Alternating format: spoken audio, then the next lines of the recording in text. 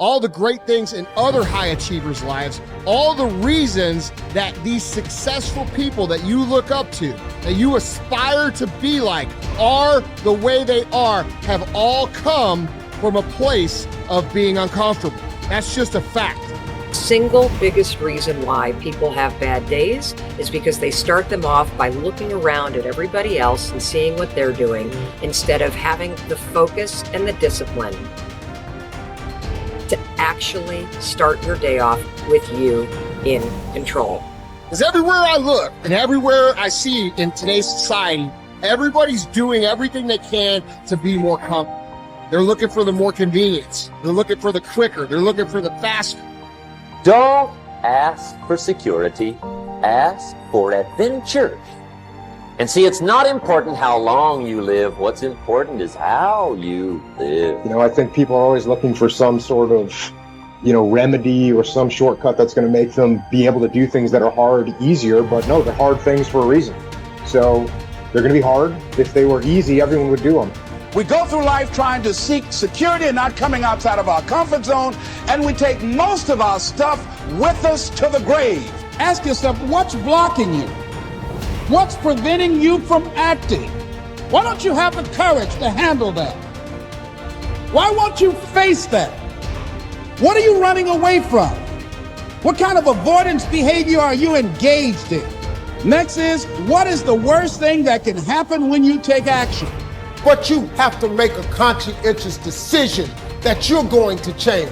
And it's not dependent on anybody else. Self-discipline begins with the mastery of your thoughts. If you don't control what you think, you can't control what you do. Understanding how to set up daily routines with alternating brain and body training and killing procrastination.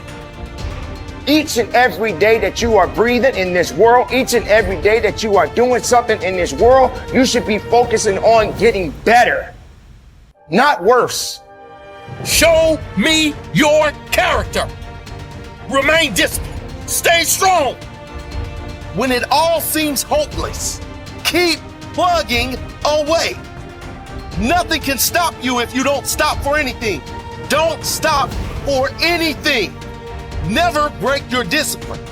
Remain faithful to yourself and your vision. You should be understanding that, hey, I can't be this same person on a day in, day out type of way. I got to keep focusing and going further and going harder and going stronger and pushing myself until there's nothing else left to push forward. Okay, so let's say you pick a level of competition where you're always winning.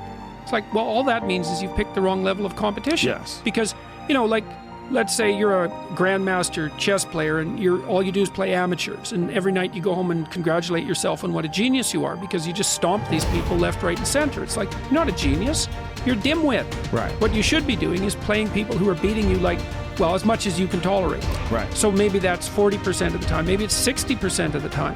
But that way, because to be a winner, you want to be disciplined, you want to know what you're doing, and then you want to be on the edge where your skills are being developed. And if you're going to be on the edge where your skills are going to be developed, you're at a place where losing is always a possibility, because otherwise you're not pushing yourself beyond your current capacity. And so one of the things that I've outlined in 12 Rules for Life is a theory of meaning.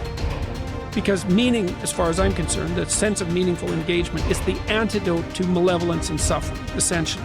Because you want to have a life that's so engaging that you think, despite the fact that I'm limited and that we're mortal and that life is tragedy and there's evil in the world, despite all that, this is worth doing.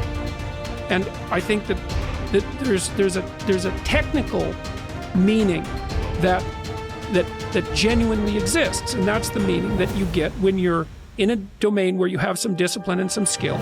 So you're laying out your competence and your ability, but you're simultaneously pushing yourself to develop past where you are.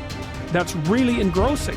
What that is doing is expanding your competence. And so life is suffering and betrayal in many senses of the word.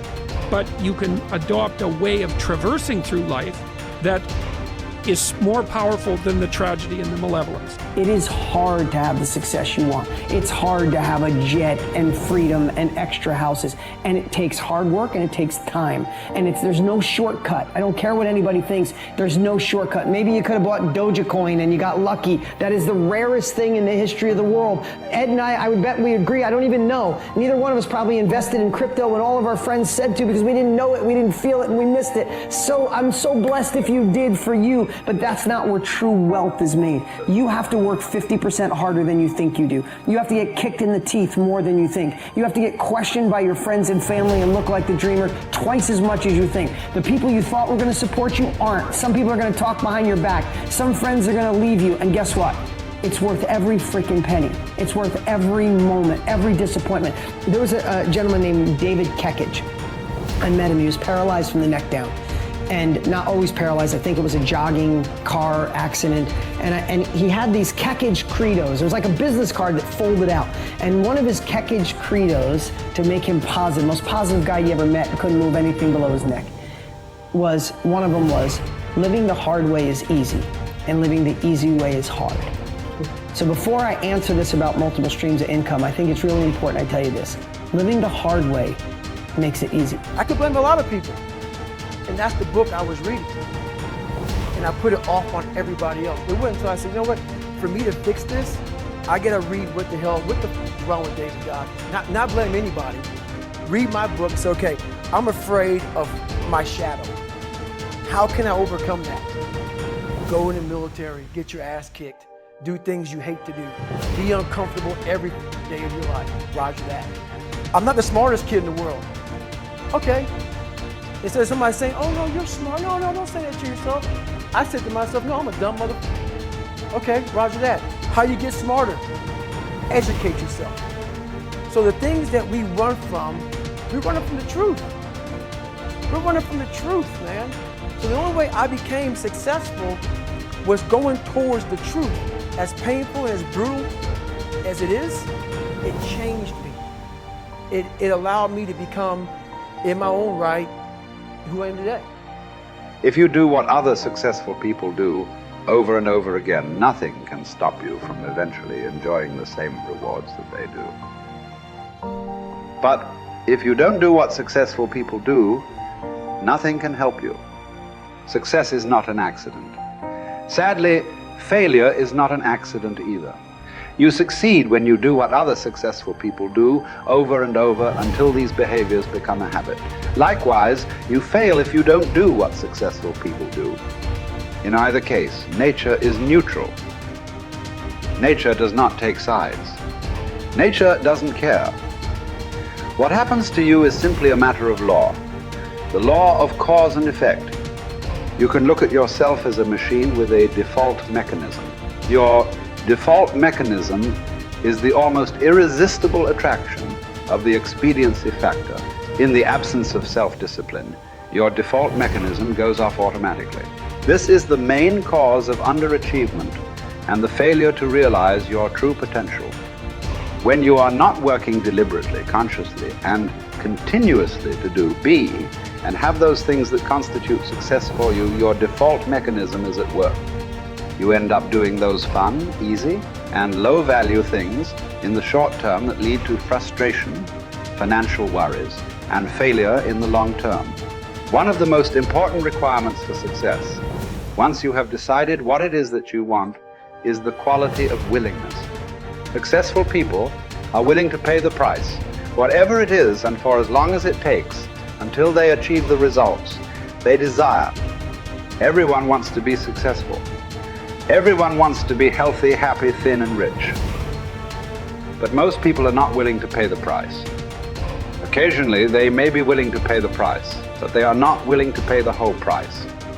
They always hold back. They always have some excuse or rationalization for not disciplining themselves to do everything that they need to do to achieve their goal. How can you tell when you have paid the full price of success? It's simple. Look around you. There it is. You can always tell how much of the price of success you have paid by looking at your current lifestyle and your bank account. By the law of correspondence, Your outer world will, like a mirror, always reflect the person you are and the price you have paid on the inside.